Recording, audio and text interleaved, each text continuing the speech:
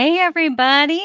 Welcome to Show and Tell, a live stream where the tbD team shows and tells you about the latest, greatest open source project or concept at tbD, because we love being open about what we are working on.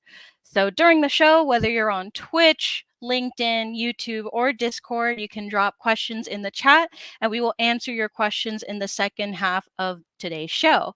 I am your host and moderator, Tania, and joining as our speaker for the day is Angie Jones. Hello. Hey, so feel free to quickly introduce yourself and just tell us what your topic is about. Yeah, sure. So I am Angie Jones. I am the head of developer relations at tbD. And at tbD, we're focused on open and decentralized technology. So today I want to talk about money. I want to talk about how do we use these open protocols to move money across borders. Cool, exciting. I love talking about money. So before we get started, I just want to ask as a little icebreaker, where is everyone tuning in from? I'll go first. I'm from New York City. I'm curious. Post it in the chat. Where are y'all tuning from?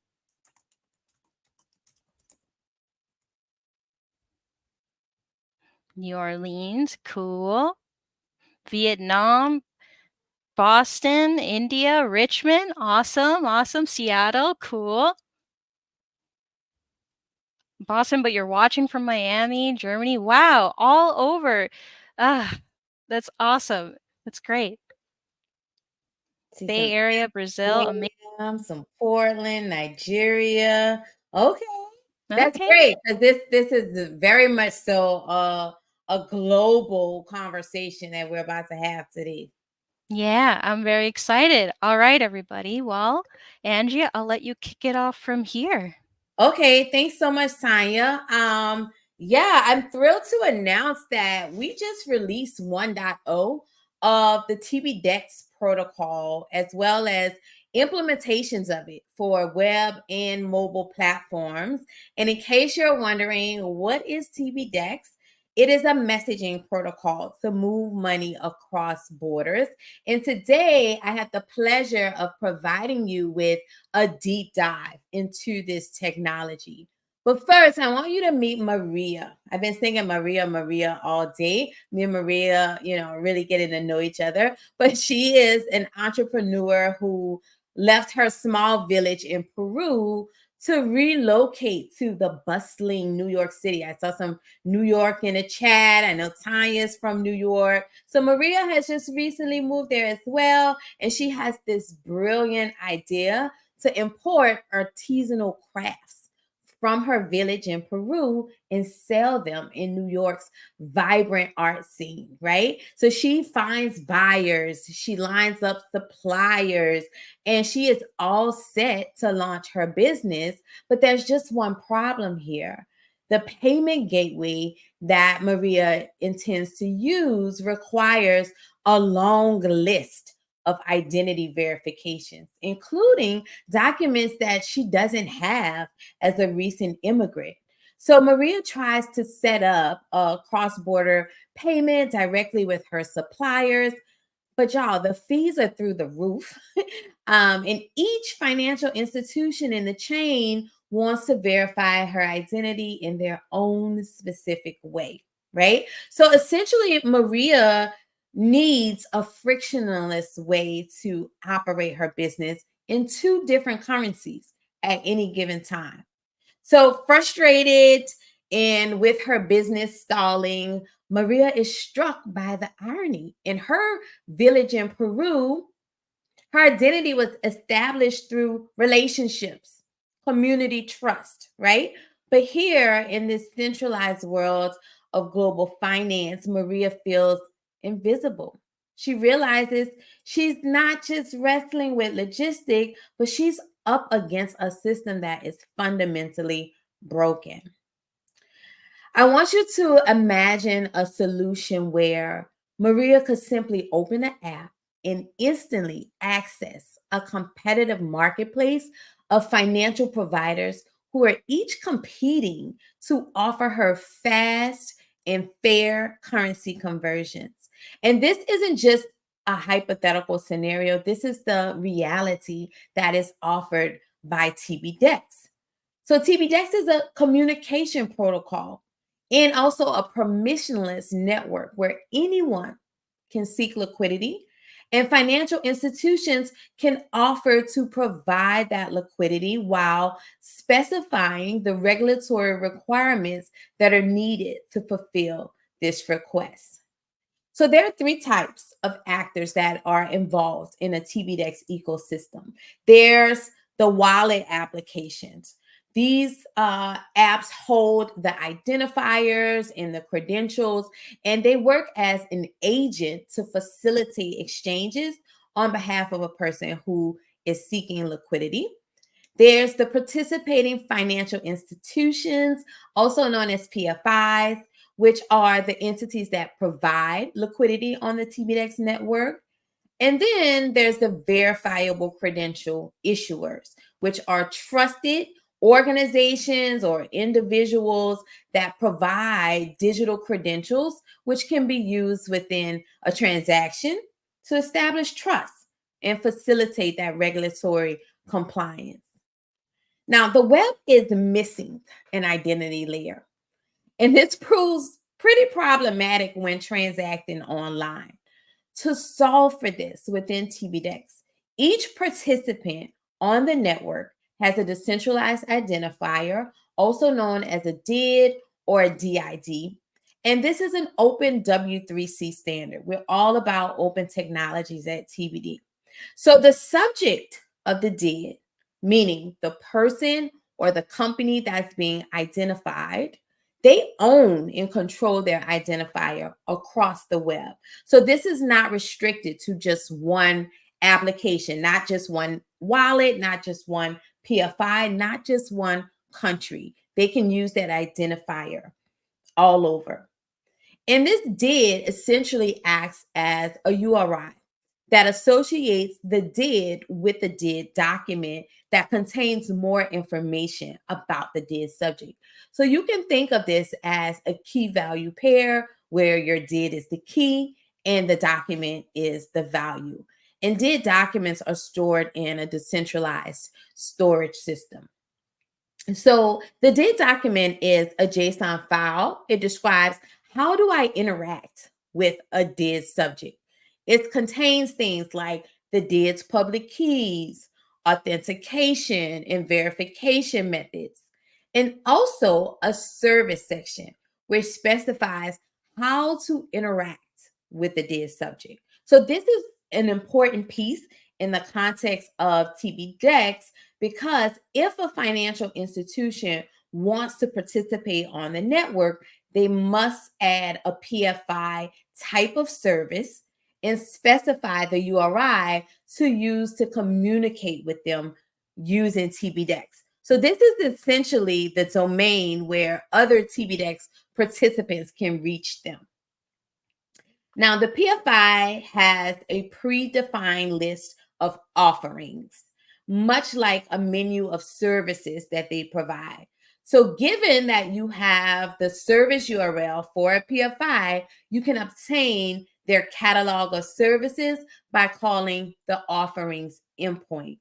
And this offering contains things like the currency pairs that the PFI is offering, payment information, such as what type of payment methods do the PFIs accept, what methods would they be able to use to pay the customer, any associated fees would be listed here, and the claims that are required from the customer in order to fulfill the offer. So I want to talk about that required claims a little bit more.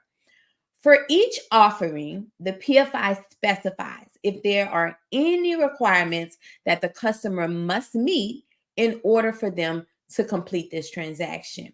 So for this particular offering, the PFI is indicating that the customer must be able to prove that they are a known customer, meaning they have already undergone KYC, which is know your customer, with this institution. Okay, so the required claims are to be satisfied by verifiable credentials. Remember, I mentioned that a little bit earlier. So issuers create and distribute verifiable credentials, which are also a W3C open standard. They work hand in hand with decentralized identifiers to enable trusted interactions. So the PFI will perform a process to verify the identity of the customer and then would issue a verifiable credential with claims that the customer has indeed completed the process. So here is an example of a verifiable credential, specifically a known customer credential, which, if you remember, is what was specified as a requirement by the PFI's offering. We see the issuers did here. So the PFI knows if this is a credential that they have issued themselves. We have an expiration date. So the PFI knows when they need to reperform the KYC. There's evidence of the checks that were done, but I want you to notice here the details of this information. They're not exposed because verifiable credentials are designed to be privacy preserving. Yay. And then here is the subject of the claim, meaning the person or the organization that these claims are about and the assertions that are being made about them. So we see here, it's like country of residence, as well as if you're doing a tier-based KYC, we could see that as well. All right, now let's look at how all of this works together to help Maria exchange between PEN, which is the currency in Peru, and USD, which is the currency in the United States, using tbDEX messages to facilitate the exchange. So let's say that Maria holds a digital wallet. It securely manages all aspects of her identity, from her native Peruvian credentials to her newly acquired ones in New York.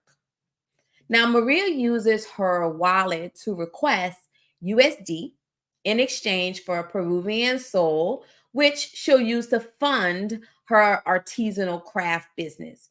So she has 10,000 PEN and she wants to see how much USD she can get. When Maria clicks exchange, the wallet app will loop through the list of PFIs in their curated network. So every wallet app is able to choose like which liquidity providers do I want to have a presence in my app. And this is a very strategic decision, right?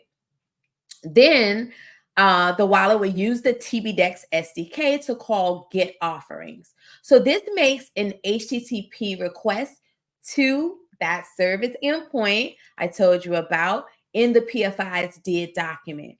And what's returned here is an array of all the offerings that the PFI has. So the wallet then compares the currency codes from each offering to determine if any of them match what Maria entered on the screen. The wallet is then going to aggregate all the matched offerings from all of the PFIs in their network. So now we have like this goodie bag of offerings from multiple PFIs. So let's say there's 3 PFIs on the network who have offerings for PEN to USD, and each one requires KYC information such as the name, the address, the date of birth, right? Acme Bank, this second one here, also requires a phone number.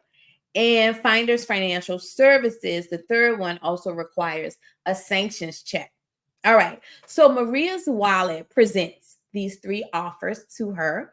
At the time that the wallet pulled the offers, the market conversion rate is 3.84 PEN for 1 USD. We're going to get into some girl math here, all right? So y'all stay with me.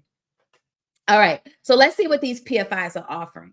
Bob's Bucks, with a rate of 3.8 PEN per USD, is offering to give Maria $2,631.59. This is lower than the conversion rate, meaning Maria would actually make money here instead of paying a fee. Now, This sounds very tempting. However, if we look at Bob's Bucks rating, they got 2 out of 5 stars. So this could be too good to be true, right? That's the thing about having a permissionless network. Anyone can participate, which is why reputation will be critical in the wallet apps. As you're adding these liquidity providers to your application, you want to make sure that they are trusted entities, right? And if any one of them is not doing right by your customers, you can eject them from your network. All right. Now let's give Bob the benefit of the doubt, right? What if it is a legit PFI that simply needs more PEN in their liquidity pool? So they are essentially offering to buy some. That's a realistic scenario as well. All right. All right. Now let's look at the second one. Acme Bank is offering a rate of 3.89 PM per USD, which is just 5 cents over the conversion rate. Not a bad fee at all. And Acme has 3.5 stars. And then this last offer from Finders Financial Services has a 16-cent transaction fee with the 4 PEM per USD. A bit more than the others, but still not outrageous, right? And they have 5 stars. So this is the offer that the wallet is recommending for Maria. What's great about this network is that the PFIs are essentially competing with one another. So this is going to force fair and reasonable conversion rates and transaction fees. So I want to ask you all, if you were Maria, which offer would you choose? You can go ahead and just list it in the comments. Would you go with Bob's Bucks and get the most money, actually making money? Or would you go with Acme that has a lower fee, but also kind of mid with the stars? Or would you go for the 5-star Finders Financial Services? You're balling, you don't mind paying a little transaction fee. Let me see what people are saying. I'm trying to get to the comments. Okay, Acme for sure. Finders Financial for me. Girl math always leaves me broke. I'm gonna go with the most trusted Finders. Okay, so we got people going with the most trustworthy entity. Very good. So Maria also chooses Finders. She's not a gambler either. So she selects that offer and press request quotes. All right. Now, Maria's wallet is going to prepare what's called an RFQ, which stands for request for quotes. And this is a tbDEX message, which includes things like the offering ID from the PFI's menu, the payment methods, and the required verifiable credentials. And the SDK will convert things like the payment details in the claims into salted hashes, since this information is sensitive. Okay, notice the claims here. Remember, the PFI's offering specified that a known customer credential is required to satisfy KYC. So Maria allows her wallet to present a verifiable credential from a past time that she transacted with Finders Financial Services. So the wallet is able to do this using the tbDEX SDK. So this select credentials method specifically comes from the Web5 library, but this will compare all of Maria's verifiable credentials against what the PFI is requesting. And it will select only the ones that will satisfy the requirements. So this ensures that the wallet is only giving the PFI the data that they need, nothing more, nothing less. Remember, privacy preserving is the game.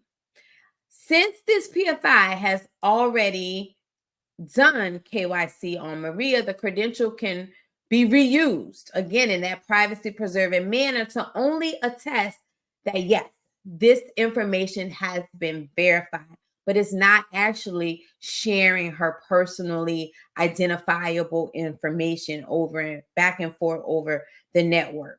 Okay.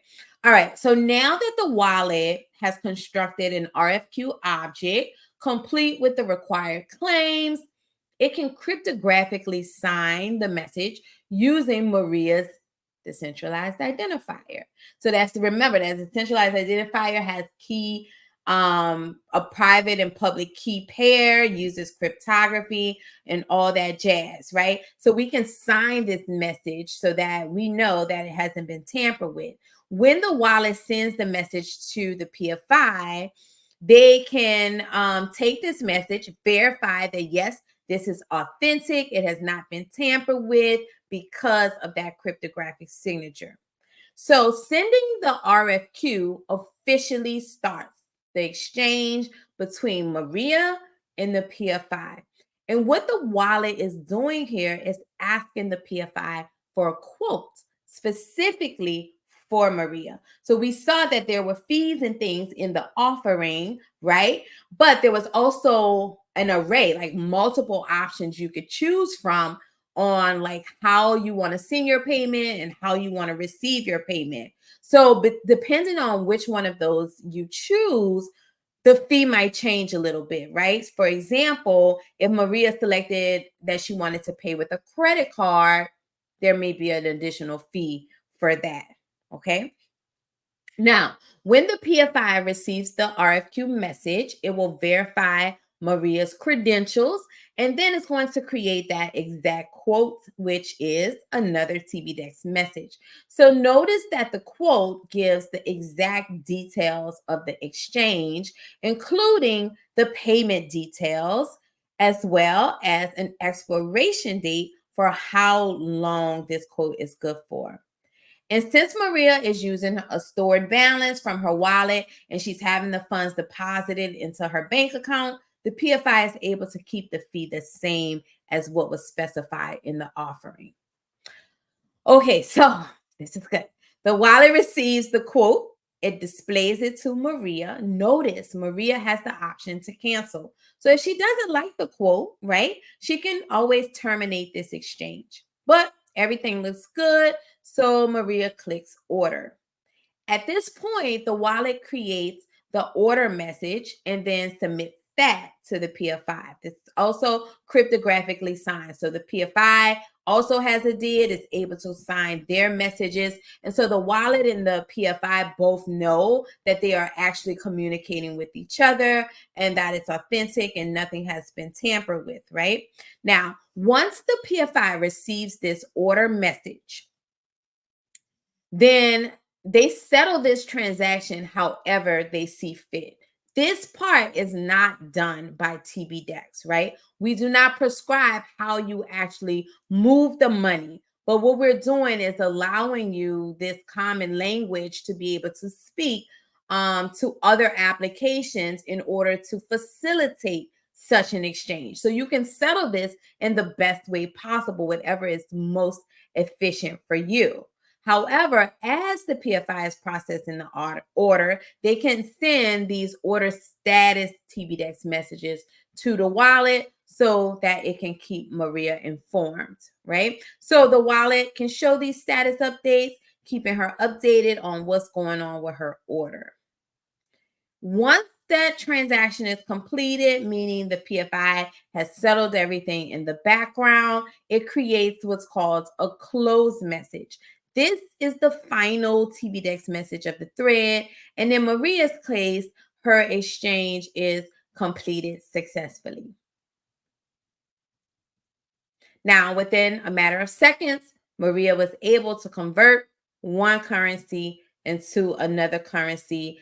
And what really was, I guess, different about this is the ability to be able to also include like whatever digital information is needed to comply with any regulatory laws, right? So all across the globe, every country has their own way of doing things, their own requirements, and that basically makes things really slow. and really difficult to move money. With this kind of solves for that. It helps with the identity piece. It helps with the trust in the compliance piece. So by the end of that transaction, Maria is not only able to launch her business, but she's also able to use USD that she's earning in New York from her sales to make these cross-border payments to her suppliers, all while, again, fulfilling those necessary compliance requirements. She's empowered to freely operate in both USD and PEN thanks to the flexibility and the trust that's provided by tbDEX.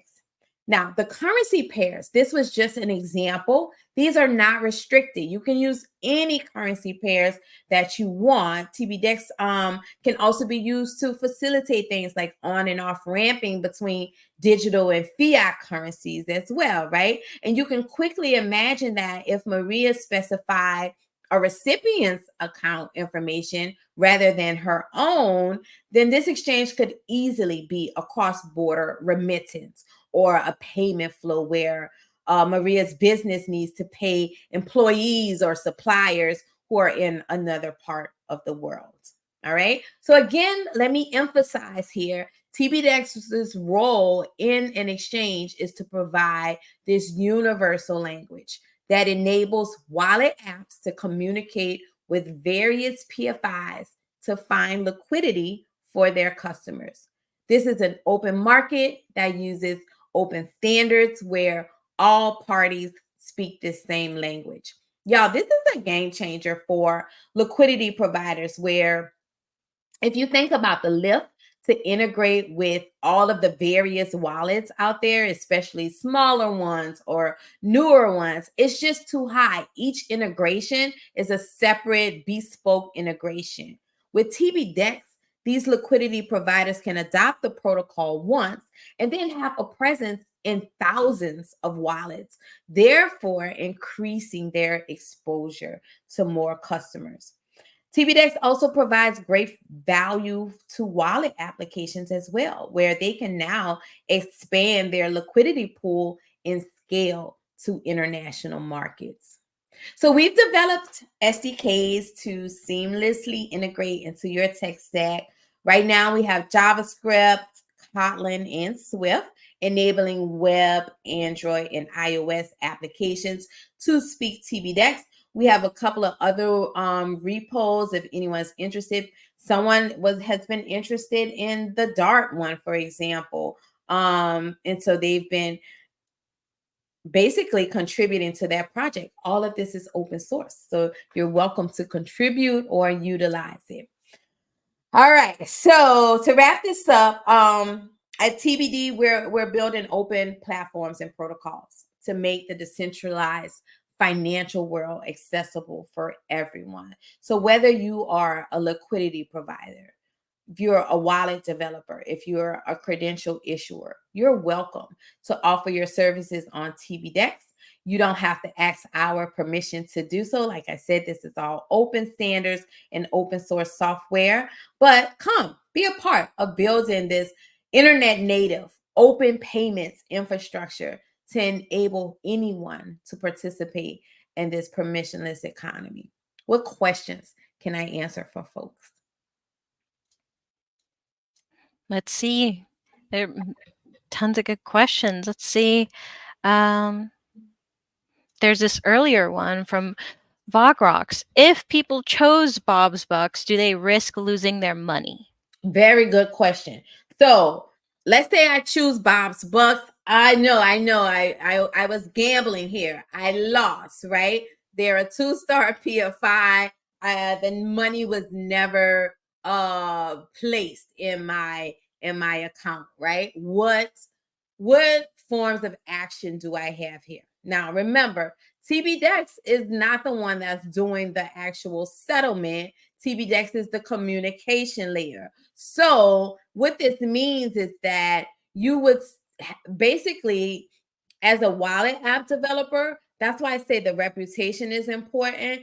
If Bob's Bucks is on your network scamming people, then it's in your best interest to get rid of Bob's Bucks. Take them out of your network. They're not a good actor, right? You want to basically find PFIs where you can have communication with them even outside of the protocol in case something goes wrong. There's something where you can, file claims, or there's some sort of recourse to be able to get your customers money back, right? And things I would personally look for, is this a certified financial institution, right? Like, what other things are important to you to make sure that your customers are going to have a good and safe experience? Thank you for that question. That was a good one. Great question. Just a comment from Nick Taylor. This could be useful on something like escrow.com. I sold a domain there years ago, and it was a lot of back and forth. Yeah, I think that this universal way to communicate between various applications can be utilized for a lot, right? At tbD, we're a part of Block. We're a fintech company. Of course, we're focused on the financial use case. However, this could be used for literally anything, any sort of exchange where you might need to trust the other party across the internet. When we created this protocol, we knew, like, oh wow, anyone could fork this and basically change it to be anything they want. And we often have little conversations like, if you were to build something with tbDEX that wasn't fintech, what would it be, right? Some people on the team say like a Pokemon trading site. I had a really good one, or I think it's a good one. But for example, so I'm a member of a sorority, and not anyone can join this sorority. Like, you got to be like legit, right? Vice President Kamala Harris is a member of this sorority. Just dropping names, you know what I mean? So this is very prestigious.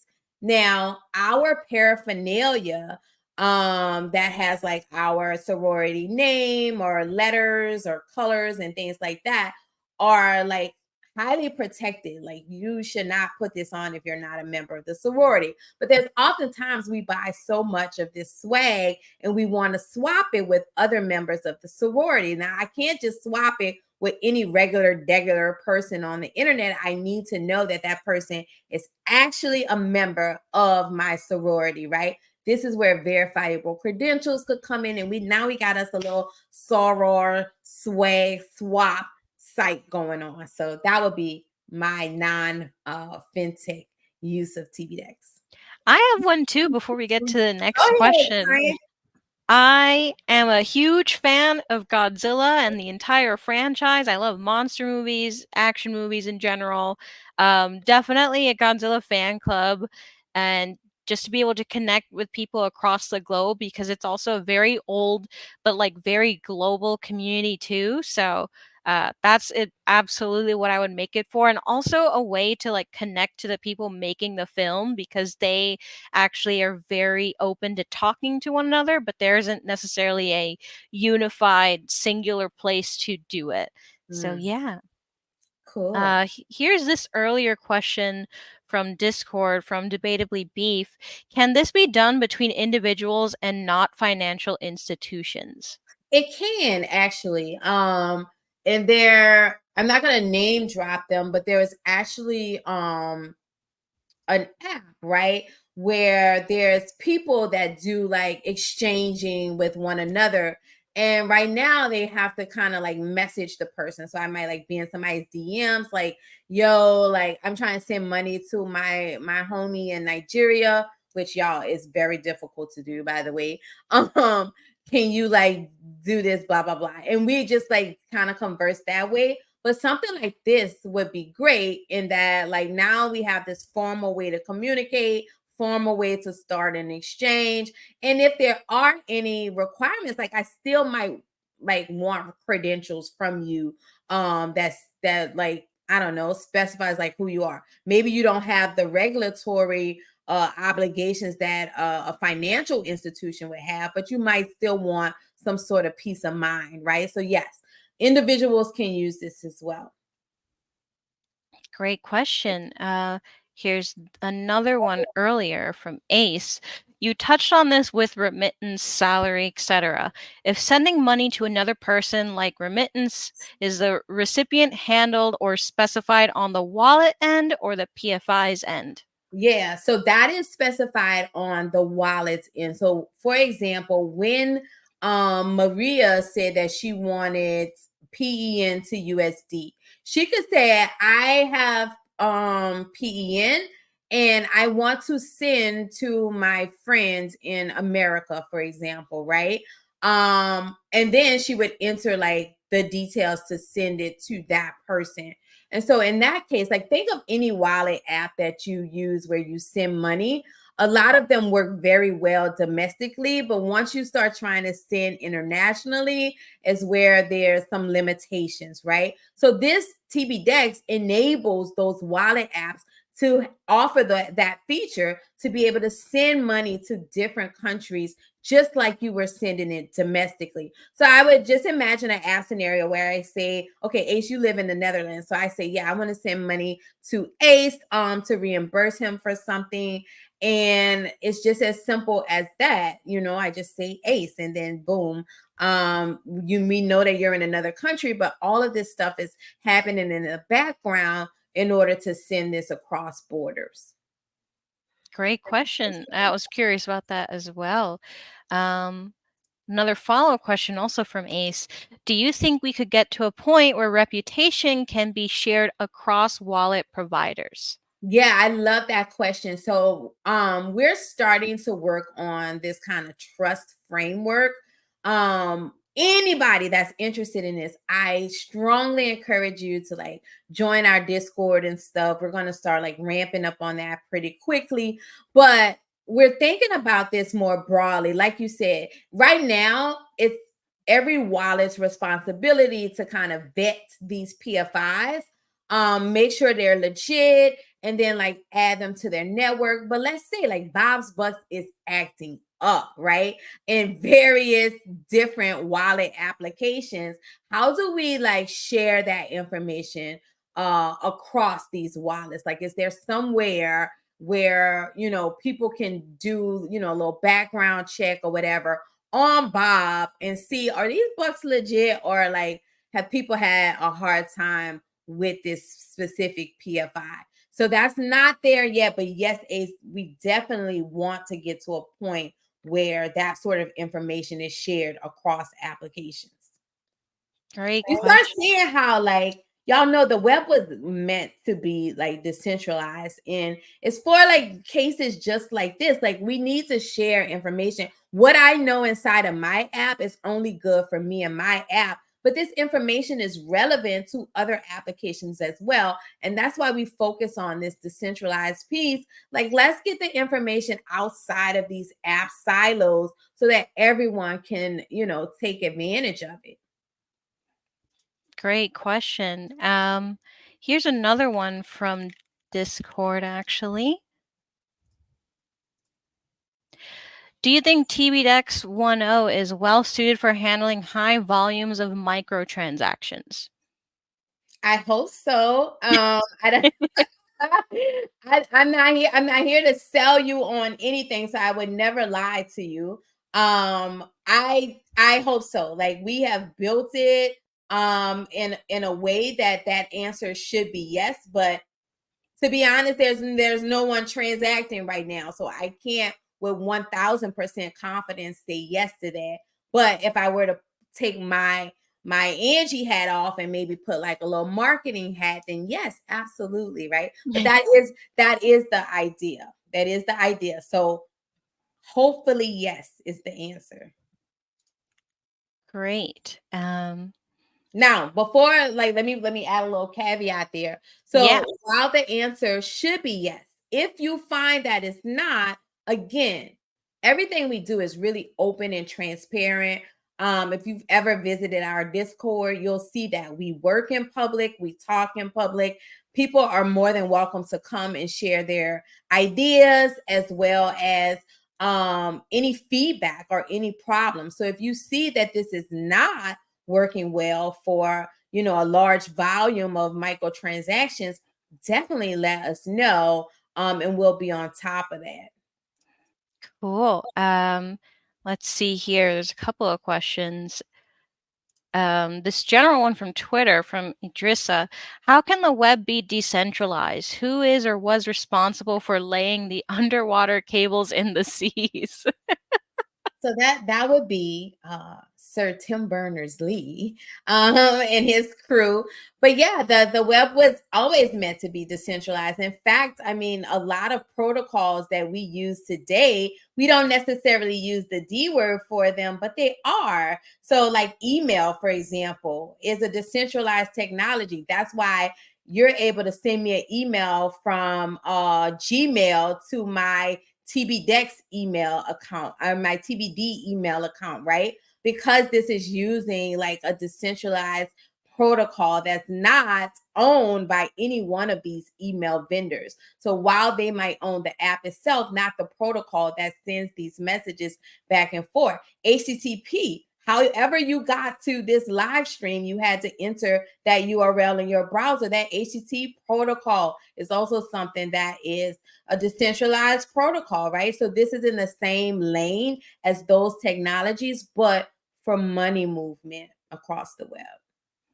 You know, I didn't realize that email is decentralized like at all. It makes sense, but I never You don't have realized to it. think about it, fortunately, Yeah. right? And that's what we want this to be, something you don't got to think about, but just moving money. I can open any app I want. I can send money to my friends across the world or my family, and I don't have to think about going and doing like a bank transfer and how long is this going to take and will they ever receive it and will they have to jump through hoops in order to like get the money, and none of that. Is as simple as sending an email.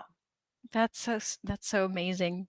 Actually, a follow-up that to follow up on that point, from an earlier question about messaging between individuals, would one of them have to still set up as a PFI, or would this execution be more similar to a wallet-to-wallet transfer? So the terms that I use, wallet, PFI, right? These are terms to describe these two counterparties. But you don't have to be a wallet, nor do you have to be a PFI, right? And so the wallet app uses the client part of the tbDEX SDK, and the PFI uses the server part of the SDK. So basically, you have a client and a server that's communicating no matter what you are. If you don't identify as a PFI or you don't identify as a wallet, that's perfectly fine. Just figure out like which one of these, am I client or am I server? And then you speak that on that side of the conversation. Cool. Great answer to that question. I was curious about that too. And here's another one from Discord. Is TBD considering adding standards or capabilities for feedback and ratings creation of end users and PFIs? Or will these reputations be siloed by PFI to start? Very good question. Yeah. So that they are right now they are like siloed to those specific entities, but again, we're working on like thinking about a trust framework and how do we like basically share this information across. One way that we've started doing that is with that known customer credential that I showed in the example. Now, a PFI can specify any requirements they want. I chose to show that known customer credential very strategically because this is one of the credentials that we have designed at tbD that shows like what's possible here. But let's say that you wanted to use some other type of credential or something like that on either side. As a wallet, I might want to require credentials from a PFI before allowing them to join my network, for example, right? That's my choice. And then the PFI can specify whatever they want. But yes, this stuff is basically specific to those two types of apps right now. But we already know it's always been the plan from the beginning. But this is open source software, y'all. We don't wait till it's all fully baked. We put it out as it comes, right? So right now you are able to transact, you are able to specify requirements. The next phase of this is how do we like get this stuff out of silos and share it across these various parties in the entire ecosystem, if you will. Yeah, come join and build with us. Um, Here's another great extensive question from Dan on LinkedIn. Will the known customer credential typically be issued by a relevant governmental agency, or could it be issued by some third-party FI who already did traditional KYC on the customer already? Or will the first-party FI always want to KYC the first transaction for a customer? So this depends on your regulatory requirements, y'all. I don't know if legal is watching, y'all. I gotta watch what I say because child, they be on me, okay? So the answer here is it depends. I hate that it depends, but it really does in this case. It depends on what your regulatory obligations are. So if you are required as a financial institution to conduct your own KYC, then you have to conduct your own KYC. You can issue that known customer credential. Here's where the reusability part comes in. So if I issue Tania, let's call me Acme Bank, and I issue Tania a credential. Basically, I do KYC on her. So I gotta do my due diligence, my traditional KYC. I issue Tania a credential that says I have done KYC. Here's the things that I have checked, right? I cryptographically sign that as Acme Bank. If Tanya ever wants to transact with me again, it could be on that same wallet or any other wallet. Because she has that credential, that can be presented to me that says, look, you already know who this person is. You don't have to redo KYC for Tanya, right? Now, there could be some cases where maybe a company is a subsidiary of another company or something like that. And in that case, maybe they are legally allowed to share credentials between them that says, oh, you already did KYC? Bet. I'm cool with that. I trust you. Me and you are under the same umbrella. We're good to go, right? I don't know if that's your case. You got to check with your compliance officers to see if that is accurate or not.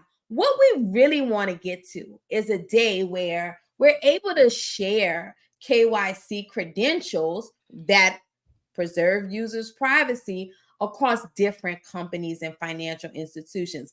Legally, we are not there yet. What I love working on at tbD is it's not just the tech problem. The tech problems are super interesting. It's new technology, but there's all these other dimensions such as like compliance and legal and things that come into play that make this really fascinating work, right?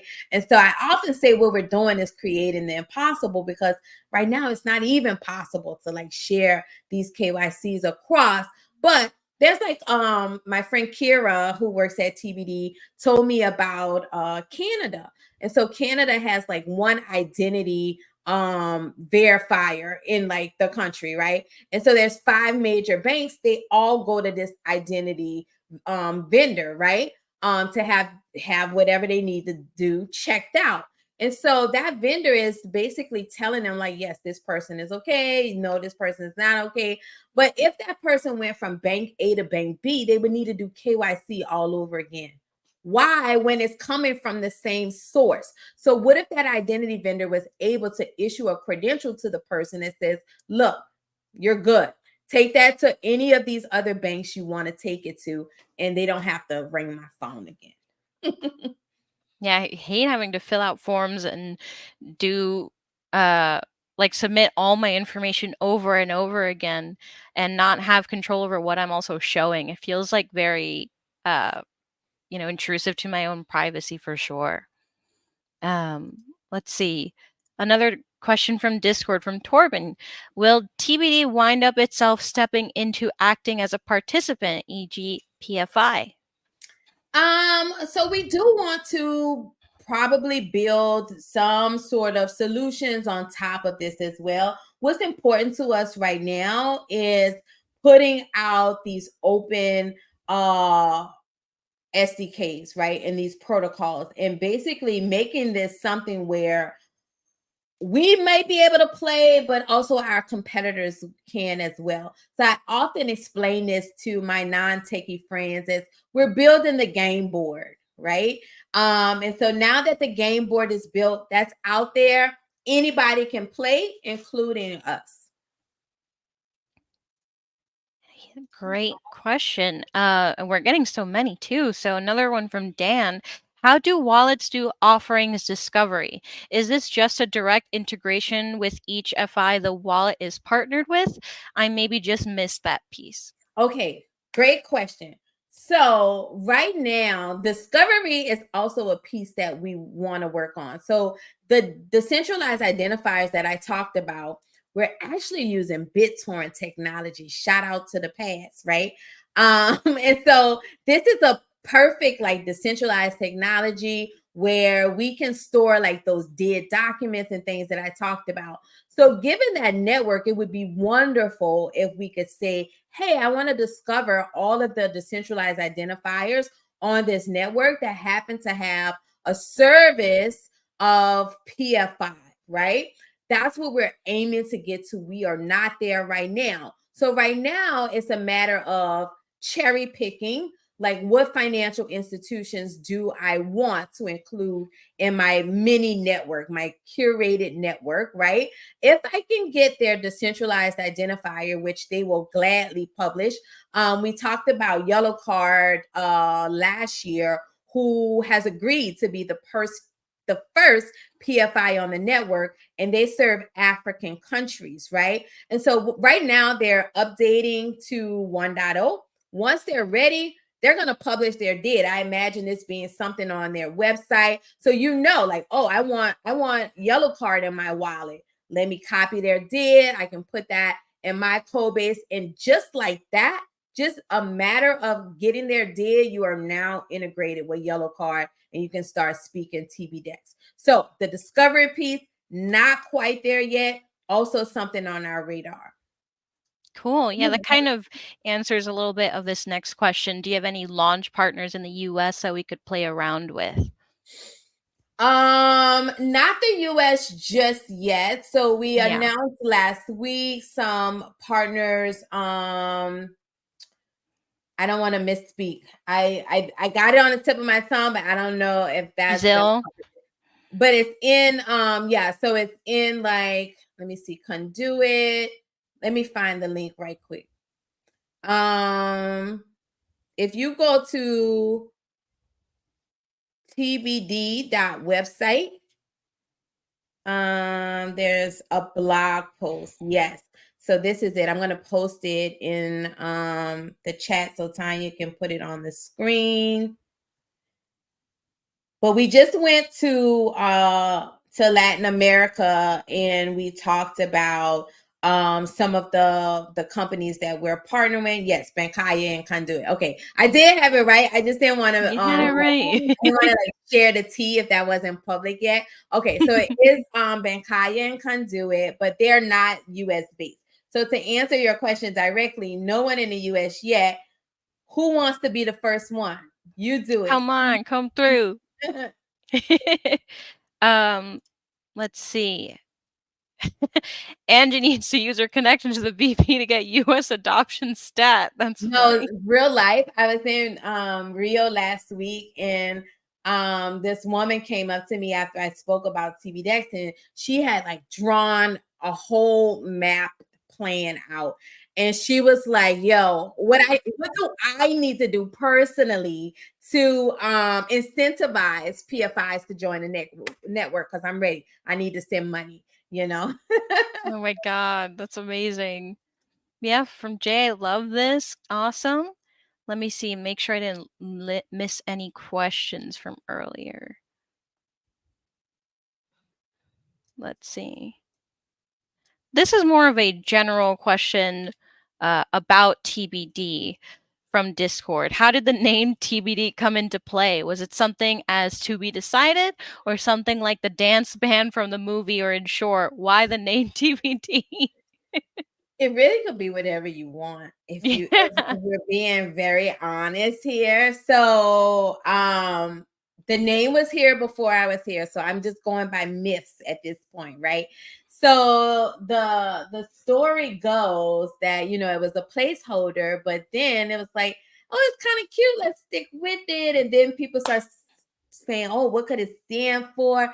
to be determined, to be decentralized, to be what, right?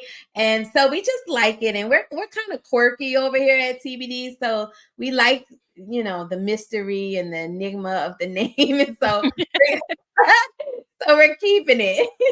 That's such a good That's such a good descriptor for everybody here on our team. A bunch of like very sweet weirdos in the best way. When I say weird, I mean that like that's yeah, exactly. Nick, to be dope. I like that. I like that a lot. To be dope, right? To be whatever. It could be it literally could be whatever you want it to be. But the idea is like, this is, you know, it's ever changing, it's ever evolving.